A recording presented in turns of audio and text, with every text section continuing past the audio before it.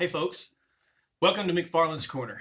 I'm Mike McFarland, your host and the Lake Fork Fishing Guide. Tonight's show, man, is going to be great. It's packed full of reports. It's packed full of Lake Fork information, some great teaching content, all the way from beginning to end. Um, a couple cool things we're going to talk about. It's so long that I decided we're going to break this up into two parts, okay? Makes it a little simple. You can watch the first half and the second half. So tonight's McFarland's Corner will be two parts. With that being said, guys, let's jump right into the journal. We always start with the journal, which is the last week's fishing report. Due to the elites being around, I held off a week. So we're kind of compiling 2 weeks together here. As you saw, the elites, they caught fish. We have a lot going on in Lake Fork. There's a little bit of everything. One of the best ways to really approach it is to junk fish and cover lots of water. And that's what they're the best at, power fishing and staying like a train from start to finish. So what? They're zero at noon. They're still pulling the same stuff, and they're amazing at it. The lake did produce. We had flooding conditions. It really, it could have been a whole lot better. Our own Lee Livesey, man, God bless his heart. It's probably the hardest thing, honestly, to fish your home lake.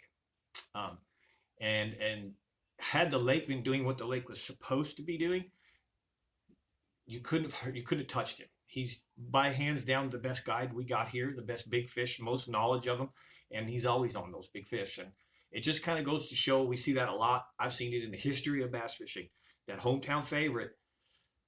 If everything's right, boy, they're hard to beat. And in some cases, if it's really, really foul, they're hard to beat. That wasn't the case. Lake Fork is just scattered with a little bit of everything. It was any man's game. And we love Lee for what he did going at it and what a great attitude he has. And I guarantee you that guy's going to win. It's more probable to win on a non-home lake coming soon. Watch. But anyways, let's get to the journal. I stayed off the lake to try my best to respect those guys and as best as I could. I definitely didn't want to do a report last deal like that right in front of everybody. So we held that off. The past 2 weeks have been good. As you saw, I caught fish. The struggles are when we flood, the lake rises, boy, they bite. If you ain't catching them when that water's rising, you're doing something wrong. About the time it stabilizes, they got gates open. And it's not the gates open, it's the irrelativeness of it, the irregular mean. So the lake starts to drop back down. And as soon as that dropping, it's not that you can't catch them. They do get tougher to catch. They do start to have some lockjaw. They bite different. The bite's very funny. They pull back, they reposition. And so when a fish is constantly being transitioning, they're not confused. They're never confused. We're the ones that can call it confused. But they're just moving a lot, so there is no pattern. There's no 2 or 3 day same pattern. They're transitioning. I'm hoping this is all recording right. I get some funny blue lights there, but I shoot this all unedited, guys, and I do it on purpose. Wanted to bring it to you live years ago, but it's just impossible out here in the woods to do such. So I shoot it a little bit scripted and right from the hip. That's as live as I can bring it to you. I hope you appreciate that. So anyways, back to where we were. We are catching fish. I'm catching a lot of fish. I'm still fishing the shad spawn. I'm still fishing shallow shell beds. I'm not seeing the real big fish on the shallow shell beds as much anymore because the gizzard shad are gone. But the threadfin shad are there. So I'm still working the shell beds and the birds. I teach and talk about it. I'm following the birds. I've got some really cool stuff to tell you that happened in the past couple of weeks with the birds, aside from just catching fish in front of the birds. Our best baits, really, the jerk bait, pointer, Lucky Craft pointer. I'm using like a blue heron, and I don't mean the heron, the bird, blue herring, silver sides, black back, little blue on it. Great search bait, catches them. The numbers have been phenomenal on that bait, especially with shatter spawning. Strike King square bill, chartreuse blueback, hard color to bead on fork. These are kind of my search baits. When we pull up somewhere and do start catching fish on those, I can go to other methods and maybe catch more or bigger fish from those areas. Top water has really been the better bite. It's here today, gone tomorrow. It's also throw it all day for 1 to maybe 5 blowups. They're big blowups. If you'll stay with it, if you'll run enough of the points, the shell bed stuff, the wind-blown stuff, the shad spawn stuff, you will catch some bigger fish. Challenge we've had is a lot of wind, so walking baits don't work well in the wind. But I choose the evergreen shower blows. You can certainly throw the head and saltwater spook or just a head and spook. I do throw that a little bit. The shower blows is just, man, it's perfect. Even in the wind, I can walk that one a little bit, and it casts beautiful with that weighted in the back, popping around. It goes. But that topwater bite's been a better fish, the bigger fish, at least for what I've seen.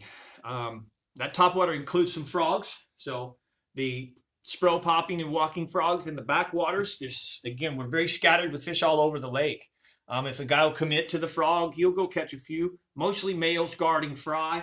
But there's some good males in Fork. We get males all the way up to 6 pounds, 7 pounds. As a matter of fact, you're going to hear later, just in a few minutes, a father and son trip where a 7-pound, 12-ounce male was caught on my boat. Biggest male I've ever seen. I would have never dreamed it. Mark Peck says he's had some in that size as well. It's just Texas and the Lake Fork genes. Thank you, Texas Parks and Wildlife. I've seen a lot of 5 and 6 pounders sitting with 10s and 12s, but I've never had a 7, 12, anything over 7 pounds in my hands. And it was definitely a male, hands down, no ifs, ands, or buts. All right, so we're going to talk about that just a little bit. I'm kind of spilling up some beads. Wacky Senko in the backwater when I'm throwing frogs. I usually throw the big Senko. This is a 7-inch Senko. I think they call it a 9X, Yamamoto's 9X. But I like the big Senko, want a big bite. I'll tell you what, 1 or 2 pounders eat that too. I've had fish half the size of the Senko eat this Senko, we catch them. So don't be afraid to throw the larger bait profile. You got a lot of post-spawn females that are not pulling back out. The water's staying cool. They like to pull out to go for cooler, deeper water. That's what brings them to the shell beds quicker. The water's not heating up with this weather we're having and the flood. So those females are staying back in some of that backwater. That's why that frog's still good. The edges, secondary points, those trees, those creeks that are back there, they just pull back out a little bit to hold and recover. You can go catch them with a wacky Senko and a frog. That kind of sums up how we're fishing, how McFarland Fishing has been going about it. A few highlights that I'm really looking forward to telling you about. I was just kind of spilling my guts a little with that 7-pound, 12-ouncer. For whatever reason, on the McFarland Fishing Adventures, Lake Fork Adventures, father and son trips are always magical. Somehow, some way, the Spirit of God always does show up. He's there anyways, whether we recognize it or not. Hopefully we recognize it more often than not, because he's always there to be recognized. But what's really unique is it stands out every time I have father and son. We make a memory of a lifetime. Now, it could literally be just we learned something new, or we saw an eagle dive and catch a fish with his big talons, or the weather got crazy and we weren't sure we were going to make it back. And when we did, we laughed about it. But more often than not, it's a big fish. I've had it from a young boy named Hoppy back in 2008 that caught a giant bass with me. His nickname was something the matter. He couldn't sit still, so he couldn't hold a rod still. I don't know how I don't know how the young boy ever caught a fish in the first place, because he'd never keep his rod still. But he did, and we called him Hoppy because he hopped around. Hoppy, that was his nickname. He caught a giant fish. This is something ongoing. So I'm rambling just a little bit. I want to tell you what happened with McFarland Fishing. So first thing was the Shannon family. Mr. Shannon brought his son out. Man, his son is using a spin caster, which on Fork, and that's like going deer hunt with a BB gun. The first thing we do is we teach the boy how to fish with a bait caster, and he likes it, but we kind of let him rest a little, and we get him back on that spinning rod. Sure enough, he catches a 7-pound, 12-ounce giant fish on the spinning rod. But kudos to the Shannon family. Thank you, Mr. Shannon, for coming out. What a day. What a memory. And we found, though, at the end of the day, his son was choosing to use that bait caster. So next time he looks into a big fish, it'll be a whole lot easier to fight and land, and the odds will be a little higher. In fact, that hook actually came out right as I netted it, and I believe the young man thought that it was gone. So kudos to everything, the blessing of being able to be there to net that fish, and the timing that it didn't get away. Again, that magic moment. So just a few days later, excuse my French, see, unedited. Just a few days later, I had the Barron family out. Same scenario. The young man, boy, it was all about him catching that big fish for the day. That's all his father wanted. And he fished his heart out all day, and he caught fish. We had decent numbers. The numbers were okay. But somebody had to do it. And in the very last 10 minutes, and I mean the last 10 minutes, Mr. Barron slams down 2 big Lake Fork specials, almost back to back. I don't, maybe there was a cast or 2 in between. But kudos, Mr. Barron. Somebody had to do it. Appreciate you. Again, a memory of a lifetime on those father and son trips right here with McFarland Fishing. So exciting. I won't ever forget those. And hopefully you probably won't either. And you know what? Now they're documented. They're on video. So, guys, this is McFarland's Journal. I know it's a little long. That's why I'm doing 2 parts. Makes it easy for you guys to watch. You'll see the first part, and part 2 will be the topic. Basically, I want to conclude McFarland's Journal with my next week's prediction. Next week's prediction, in my opinion, with stable weather. And first of all, always remember, this is always my opinion, and all this information that I talk and teach is, I will give it to you with conviction.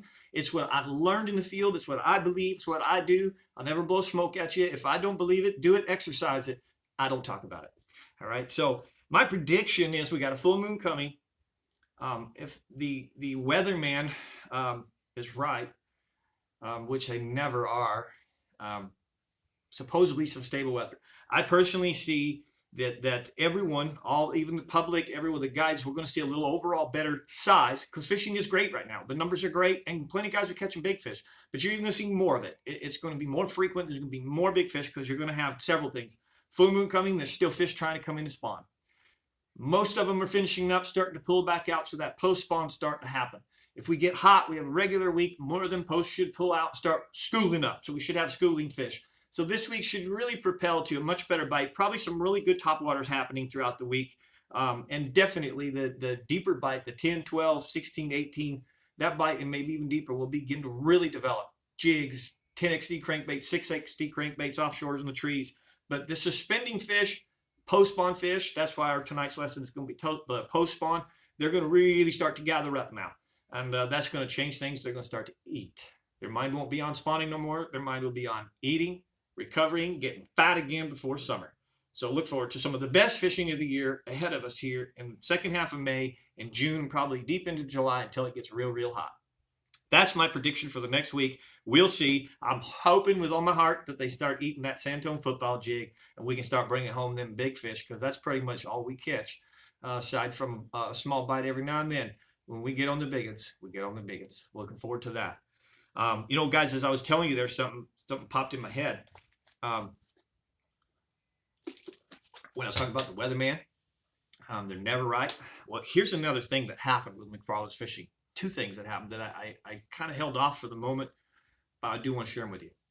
So I'm fishing birds. Most of the time we have a blue heron present, or he's been there at some time and we're just revisiting because we knew he was there in the morning. But at this particular time, we got a heron in front of us. He's poked out, looking out. It's later in the day, so the shad are no longer up tight, the shad are off. And so he's looking. And I've got the boat stationed like this, and that heron's looking out. All right. There's no way that heron could see behind my boat, back behind my boat. And somehow that heron flew out and around and dove on an injured shad right behind us, back behind us. Don't know how he saw through the boat. Don't know how he even knew that thing was there. And then went back to his place.